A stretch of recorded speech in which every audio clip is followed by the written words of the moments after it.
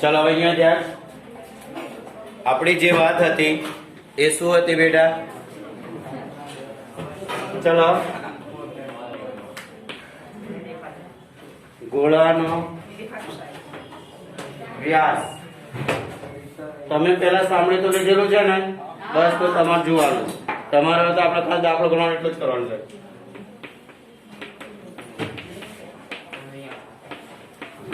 તમારે એને ટેન્શન નહીં કરવાનું તમારે અહીંયા જોવાનું છે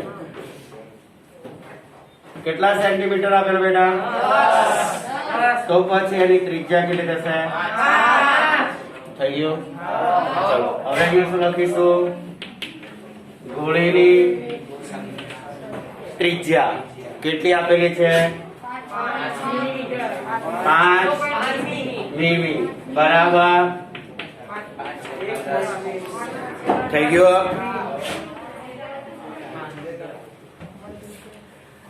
આપણે પહેલા શું વાત થઈ ગઈ તો તમારે મેં હું પૂછ્યું એટલે જો બધા સાથે બોલવાની ક્યાં જરૂર છે હવે ધ્યાન અહીંયા તમારે કોઈ પણ રકમ આવે તો બે ભાગમાં પેજમાં લખી દેવાનું હવે આપણે શું લખવાનું છે સાંભળો હવે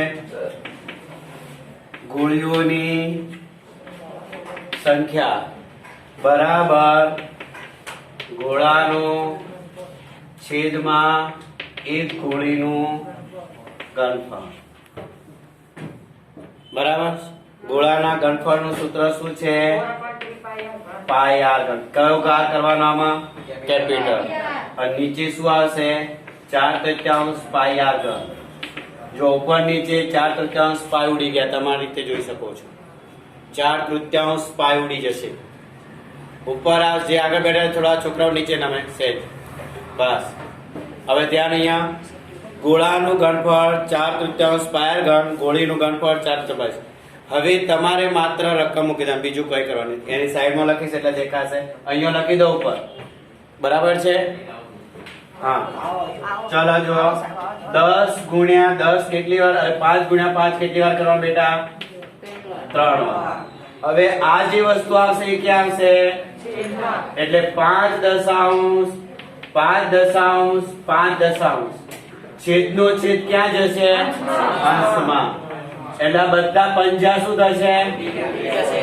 ઉપર શું રહેશે 3 ને 10 કા ક્યાં જતા રહે 10 ગુણ્યા 10 ગુણ્યા 10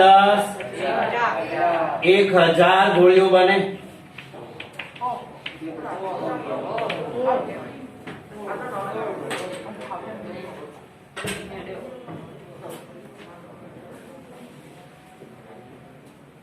કેટલી ગોળીઓ બને એટલે મેં તમને પહેલા કીધું હતું કે તમે જાતે તમારી આંખ સમક્ષ દાખલો કરો છો જો મેં પાઈની કિંમત મૂકી સમજી ગયા એટલે જ્યારે દાખલામાં અંશ છેદ આવે કે સામસામે આવે ત્યારે પાઈની કિંમત કોઈ જગ્યાએ નહીં મૂકવાની હા તમારે એક બાજુ લંબઘન હોય અને કોઈક બાજુ પાઈનો ઉપયોગ થતો હશે ત્યારે જ તમારે પાઈની કિંમતનો ઉપયોગ કરવા બાકી નહીં થતો બરાબર ચલો નોટ ખોલો જલ્દી ફટાફટ એક વાક્ય લખવાનું પહેલા હું બોલું છું વાક્ય લખી લેજો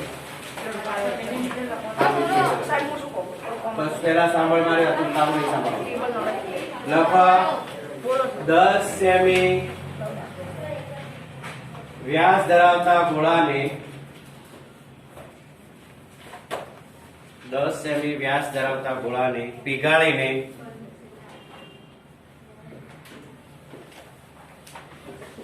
5 મિલીમીટર ત્રિજ્યાવાળી કેટલી ગોળીઓ બનાવી શકાય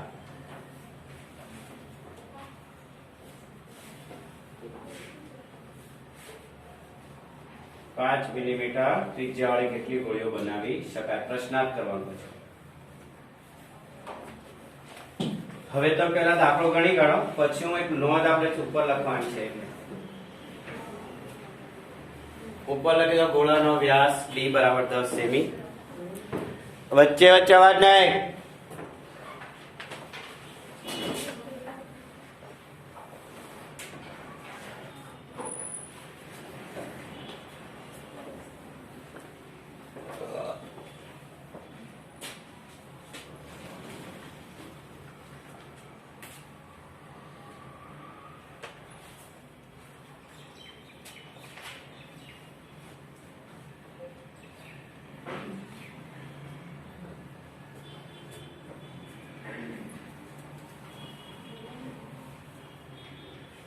જે પણ રકમ તમારી પાસે આમાં એકમો સરખા હોય તો પછી ધ્યાન રાખવાનું, અહીંયા ગોળાનો વ્યાસ 10 સેમી, ત્યાં ગોળાની ગોળી ત્રિજ્યા 5 મીમી હતી, એને આપણે સેમીમાં ફેરવી દઈએ એટલે એકમ સરખા કરવા પડે.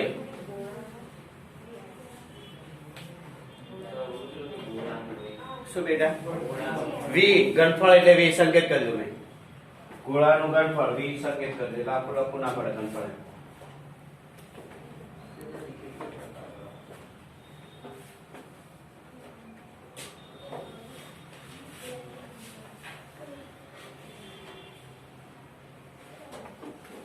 થઈ ગયો? જેને લખાય કે પેન મૂકી દે અને ધ્યાન બોર્ડ તરફ જ રાખે, બોલવાનું નથી.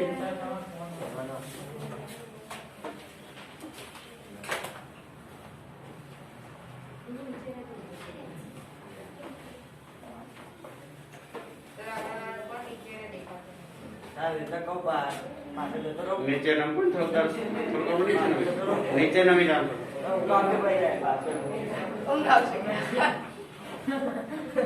હવે નોંધમાં એક વાક્ય લખો.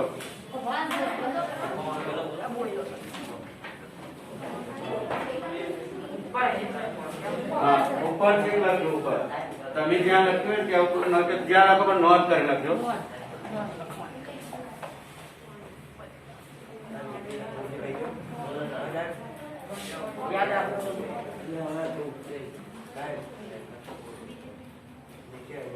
કોઈ પણ પદાર્થ કે વસ્તુની સંખ્યા શોધવા માટે શોધવાની હોય ત્યારે લખો. કોઈ પણ વસ્તુ કે પદાર્થની સંખ્યા શોધવાની હોય ત્યારે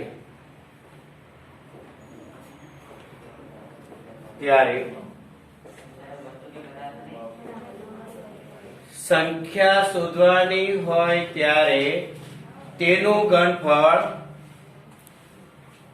સામેની બાજુએ છેદમાં લખવું. તેનું ઘનફળ, જેની સંખ્યા શોધવાની હોય એનું ઘનફળ સામેની બાજુએ છેદમાં લખવું. અહીંયા આપણે કોની સંખ્યા શોધી છે? તો મેં અહીંયા શું લખ્યું? એક ગોળીનું ઘનફળ. માનો કે તમારે શંકુની સંખ્યા શોધવાની આવે બેટા, તો શંકુની સંખ્યા બરાબર અહીંયા જે પણ વસ્તુ આવે ઉપર લખી દેવાનું, મેઇન વસ્તુ પર. નીચે એક શંકુનું ઘનફળ બરાબર. નળાકાર તારની લંબાઈ આવે ત્યારે નળાકાર તારની લંબાઈ શોધવાની થાય ત્યારે જે એની સાથે બીજી વસ્તુ આપે બંનેની સરખામણી થાય, કારણ કે તમારે વખતે તારની લંબાઈ શોધવાની છે.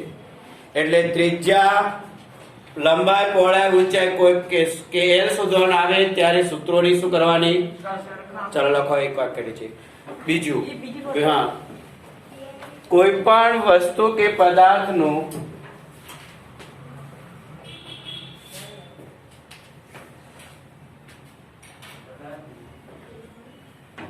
કોઈ પરિમાણ શોધવાનું હોય ત્યારે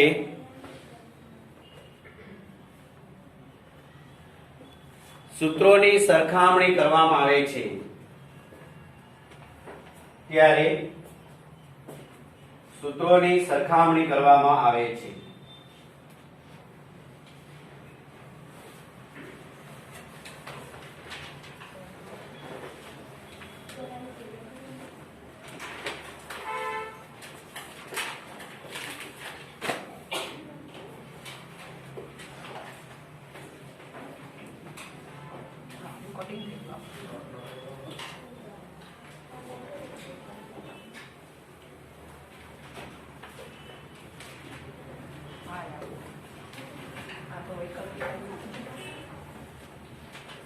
તમે કદાચ બોર્ડની માહિતી જોઈ, તેમાં 11.3 ને 11.4 તીર છે ને, 13.3 ને 13.4 છે જ નહીં, તો આ જે વસ્તુ છે 13.3 ની છે.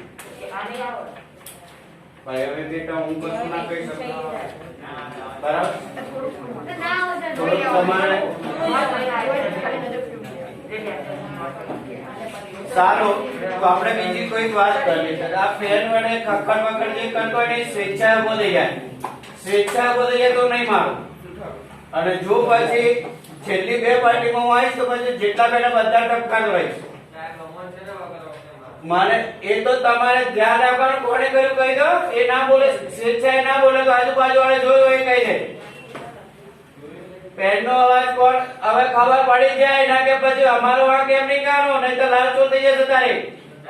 બરકત તારી જગ્યા જોઈ લે, હાથી ની થઈ ગયા. તારી જગ્યા ક્યાં છે?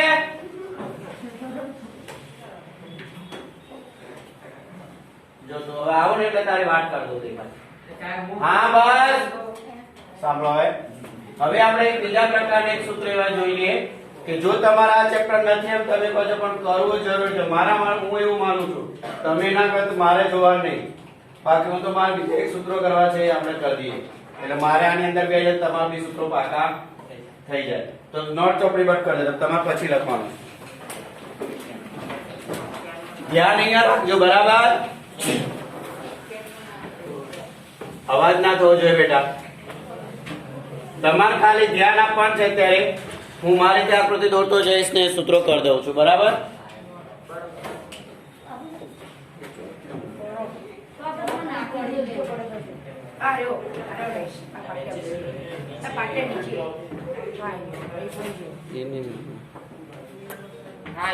ચલો હવે ધ્યાન. શંકુના આડછેદના સૂત્રો જોવાના છે આપણે બરાબર. કોઈક શંકુને પાયાને સમાંતર એનો આડછેદ કરવામાં આવે. કોઈ શંકુના પાયાને સમાંતર. હવે ધ્યાન આપવાનું તમારું. પછી હું બંને પ્રકારના સૂત્રો જોડે લખીશ. આ શંકુ છે માની લો બરાબર છે. એને સમાંતર પાયાને સમાંતર એને કાપી નાખવામાં આવે છે. આડછેદ એટલે આડી રીતે કાપવા છે. તો આ શંકુના બે ભાગ બનશે. એક જે ભાગ બનશે એ તમારો શું હશે? શંકુ હશે બરોબર. આ નાનો ભાગ તમારો શંકુ ઉપરનો ભાગ, અને જે નીચેનો ભાગ બન્યો હશે એની આકૃતિ આ ટાઈપ હશે. આ બંને માટલો ફેર છે. આ માત્ર શંકુ છે અને આ શંકુનું શું કહેવાય? આડછેદ છે.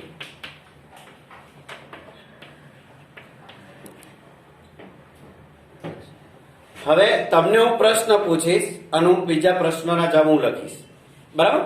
આ શંકુની શું કહેવાય? આ શંકુની શું કહેવાય બેટા? અને આ શંકુની શું કહેવાય? ત્રણે સંકેત લખી તમે. આ તો કમ્પ્લીટ છે. ચલો હવે ધ્યાન આપો. જેમ અહીંયા શંકુની ત્રિજ્યા છે એમ અહીંયા પણ શંકુની ત્રિજ્યા છે.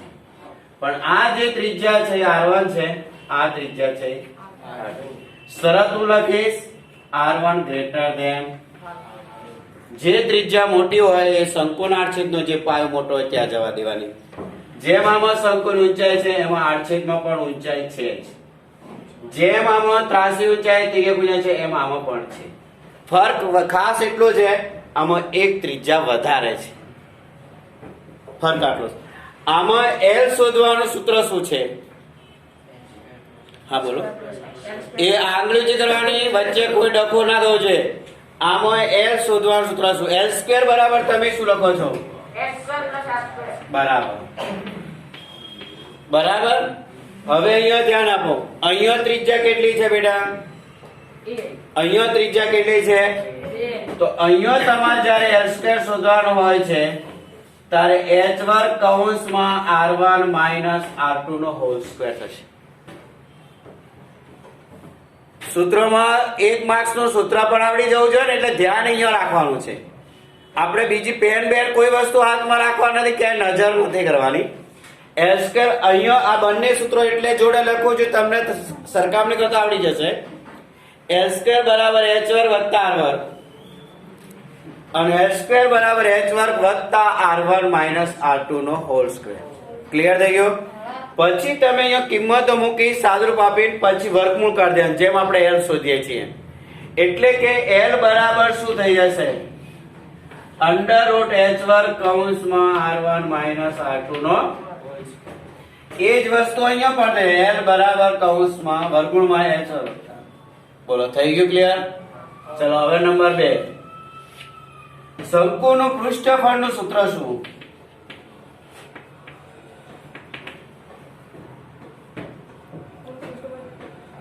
A1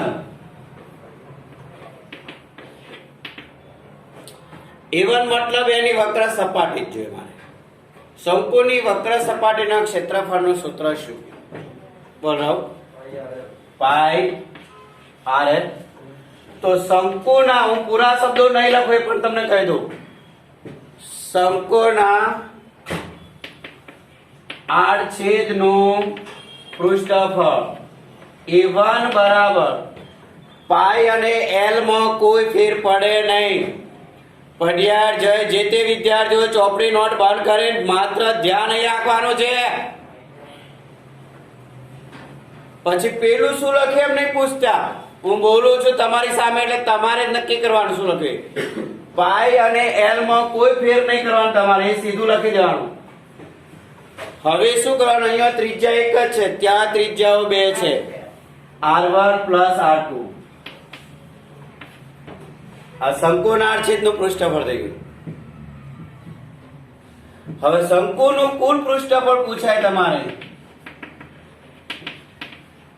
અથવા તો બંધ શંકુનું પૃષ્ઠફળ. એનું સૂત્ર કયું છે? A2. એમાં A1 આવે કે ન આવે? A1 પ્લસ શંકુને બંધ કરવો હોય તેનું તળિયું કેવા આકારનું હશે? વર્તુળ. તો વર્તુળનું ક્ષેત્રફળનું શું થાય? સૂત્ર વર્તુળ. તો પહેલું સૂત્ર શું છે એનું? વત્તા, ચલો કોમન શું નીકળશે? L વત્તા આ શંકુનું કુલ પૃષ્ઠફળ. એવી રીતે શંકુના આડછેદનું કુલ પૃષ્ઠફળ જોઈશે. શંકુના આડછેદનું કુલ પૃષ્ઠફળ અથવા બંધ પૃષ્ઠફળ તમારે A2. એમાં પણ A1 તો આવે જ, પ્લસ તમારી પાસે વર્તુળ કેટલા છે અહીંયા? બે. તો બંને વર્તુળ pi R1 square plus pi R2 square. Pi A1 શું છે? પાઈ L કૌંસમાં R1 plus R2 plus pi R1 square plus pi R2 square. આવડું મોટું સૂત્ર લખવાનું. પાઈ L કૌંસમાં R1 plus R2 plus pi R1 square plus pi R2. બધામાંથી પાઈ common નીકળે એમ છે. એટલે L કૌંસમાં R1 plus R2 plus R1 square plus R2 square. સમજાઈ ગયો? આ બીજ. હવે વાત રહી એક શંકુનું ઘનફળની વાત રહી. પહેલા આટલું લખો, પછી માં જગ્યા નથી તો ઉપર લખી નાખીશ. ખાલી ઉપરનું આકૃતિ બે દો તો ઉપર ત્રીજું સૂત્ર લખી દઉં. હવે આમાં સામાન્ય રકમ આપેલી હોય, R1 આટલે છે, R2 આટલે, ઊંચા આટલે, તો સીધું સૂત્ર ટપકા દેવાનું.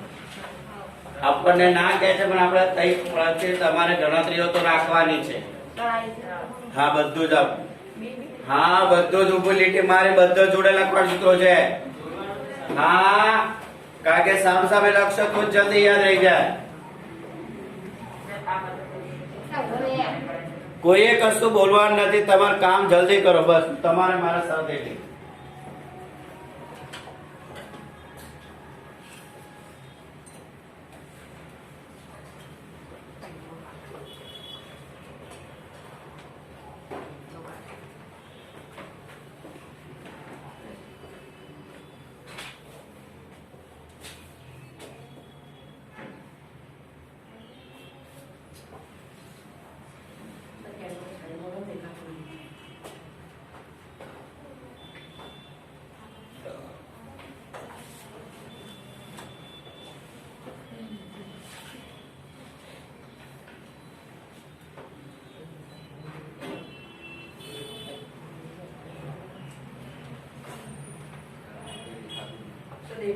હા પણ હું કઈ રીતે હટાવી શકું? બસ કશું ના થાય. એ તને પૂછ્યું કશું કોઈ?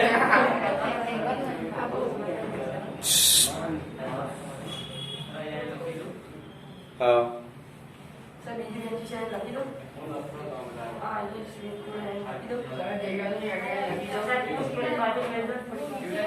બસ ના તમ તો દેખાય છે. તું મને બધું દેખાય ભૈયા. ફટાફટ લખવા માંડ. તું આમ કર દરજી થોડો. તમે બોલો છો બધું દેખે સંભળાય છે.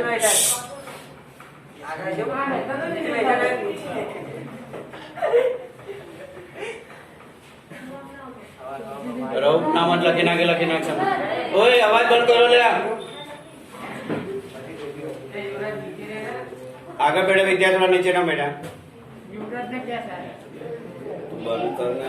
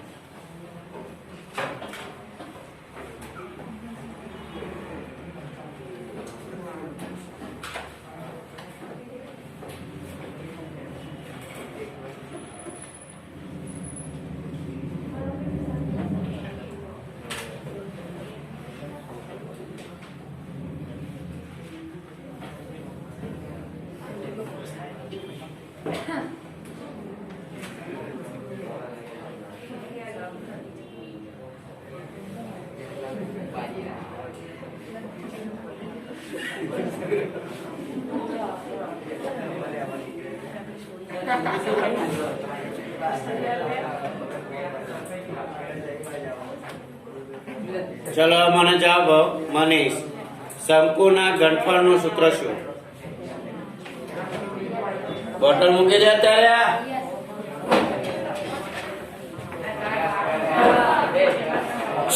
કોઈએ કોઈ બોલો ને શંકુના ઘનફળનું સૂત્ર બધા ફટાફટ. કોઈએ વચ્ચે બોલવા નથી. ખોટું બોલ ભાઈ.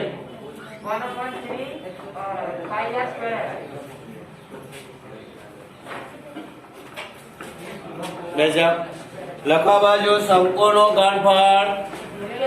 હા નીચે તમે તમારે જે સૂત્ર શંકુની બાજુ શંકુનો ઘનફળ 1/3 પાઈ આર સ્ક્વેર h.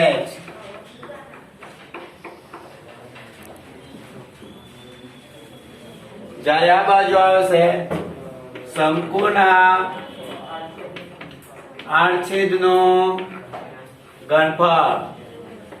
આની અંદર જે વસ્તુ અચળ છે અહીંયા આવી જશે 1/3 પાઈ h લખી દો. પહેલા 1/3 પાઈ h કૌંસમાં લખવાના r1 square plus r2 square plus r1 into r2.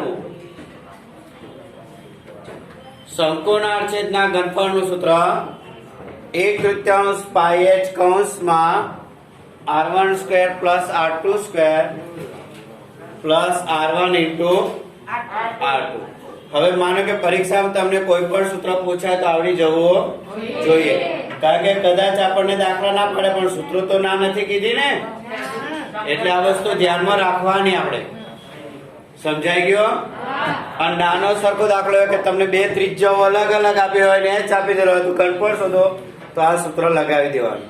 માનો કે આ ત્રિજ્યા 7 છે અને આ ત્રિજ્યા 3 છે તો 7 નો વર્ગ વત્તા 7 નો વર્ગ 3 નો વર્ગ પ્લસ r1 ઇન્ટુ r2 7 ગુણ્યા કેટલા થશે 21 ને 9 30 30 ને 49